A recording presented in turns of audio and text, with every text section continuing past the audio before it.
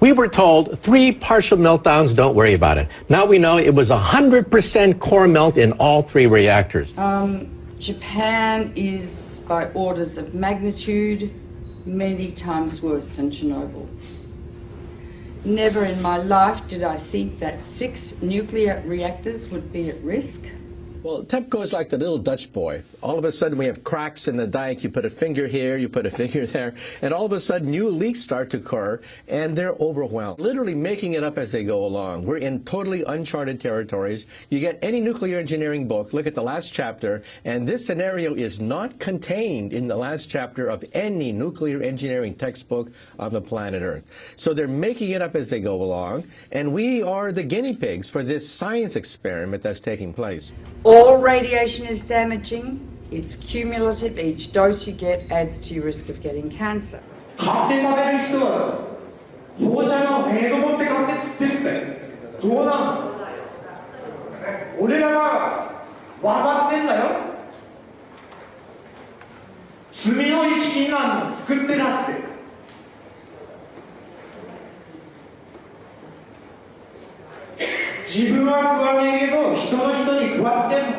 Within days of the Fukushima Daiichi catastrophe beginning, we were getting fallout coming down in rain in the United States, not in insignificant quantities. And also, of course, the seafood, not only does the ocean's currents bring the radioactivity this way, but also the sea life itself, the bluefin tuna, migrated from Japan to North America and carried the radioactive cesium in its flesh over here. Wow, not a good time to be eating tuna. The food chain remains contaminated for hundreds or thousands of years, and we'll start seeing lung cancer and leukemia, I think 2 to 5 years from now. And then solid cancers will start appearing 15 to 60, 70 years later. So the ace up the sleeve of the nuclear industry is the incubation time for cancer. It takes a long time for cancers to develop once you have inhaled or been exposed to these radioactive elements. And no cancer identifies its origin. And so there is already a level of cancer in society, but it's going to increase dramatically. The problem is not really under control. It will not be under control for, it's estimated, between 40 and 100 years from now. There's no way to clean it up. They say 40 years, but they can't clean it up. They can't. And the site's still unstable and vulnerable to natural disasters. If there is another earthquake, a serious one, 6, 7, 8 or 9 magnitude, that would rattle all these 1,060 tanks. It would rattle the damaged cores, spent fuel, whose structures have already weakened. Yes. That's a potential very, very serious threat. Approximately 300 tons of water was filtering through the site until early this month, becoming laced with radioactive materials and then seeping into the sea. Another factor is the ever-increasing amount of water accumulating inside damaged infrastructure. Once it makes its way into reactor buildings, it mixes with radioactive isotopes. For months, TEPCO workers have been pumping up 400 tons of water every day and storing it in tanks on site. There's 1,060 tanks, stainless steel water tanks, that are holding the water which they keep pumping into the damaged reactors and the spent fuel storage pools. From the air, the scale of the problems at Fukushima become clear. The growing mass of storage tanks now dwarfs the plant itself. More than 1 million tons of highly radioactive water is now stored here. But the tanks have been hastily built. They're made of steel plates, bolted together, rather than welded. Last week, workers detected a major leak in one of those tanks. About 300 tons of water escaped, releasing several quadrillion becquerels of radioactive particles. Experts have often pointed out how vulnerable they are to damage. The tanks, though, have been put together very quickly. There's no guarantee they'll last. Their seals are made of rubber, and the joints and bolts are corroding, and they may last not more than 5 years. So the tank farm has grown dramatically, and it's on the hill. Of course, the problem is, because it's on the hill, the water flows down, and if there's an earthquake, all of these pipes are held together with plastic piping, not much different than what you've got on a swimming pool.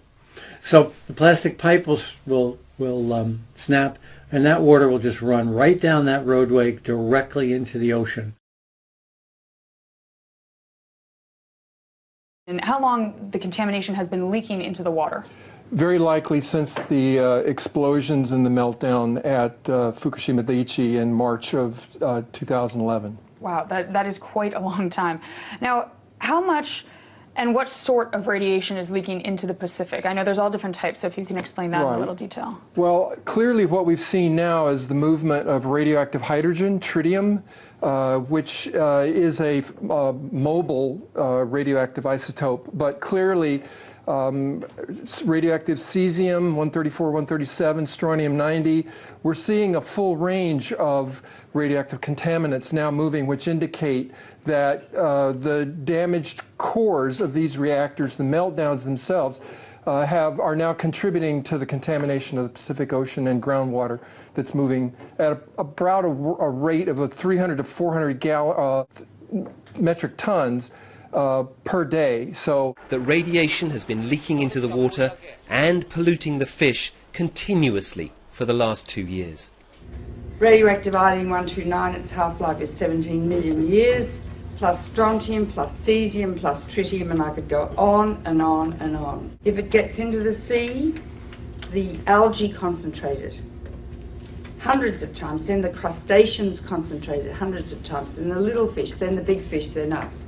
Because we stand on the apex of the food chain. You can't taste these radioactive elements, you can't see them, and you can't smell them.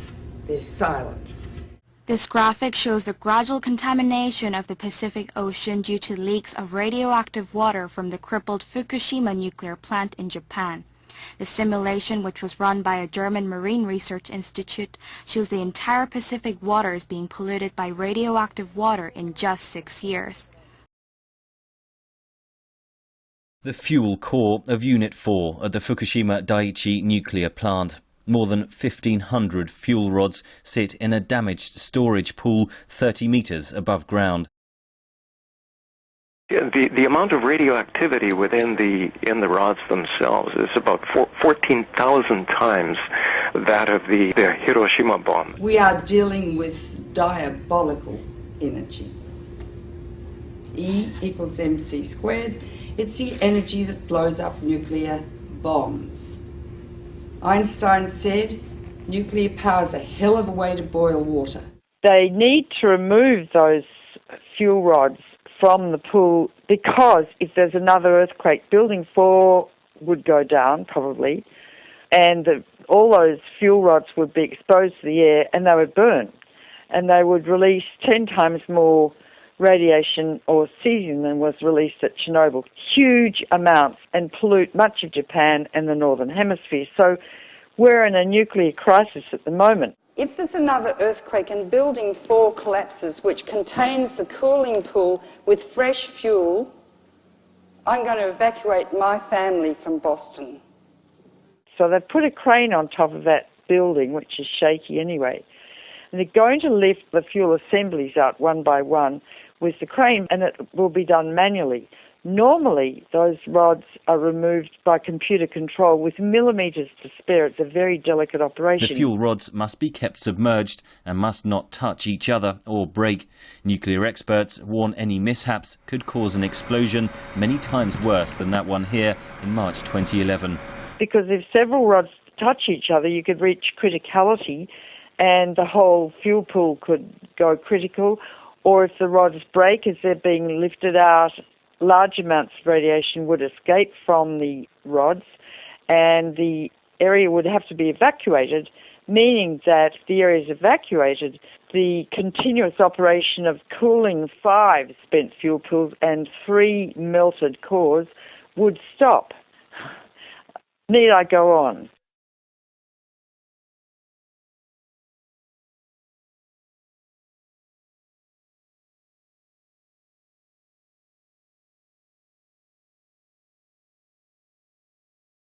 We need to get subscribed and get this unity stronger and beat YouTube at their own game. Okay, that's what this is about. Like I say, go to the remix button, hit the remix button. That way you'll have this video and keep up with this. Otherwise, YouTube's just going to control us, guys, and it's really bad.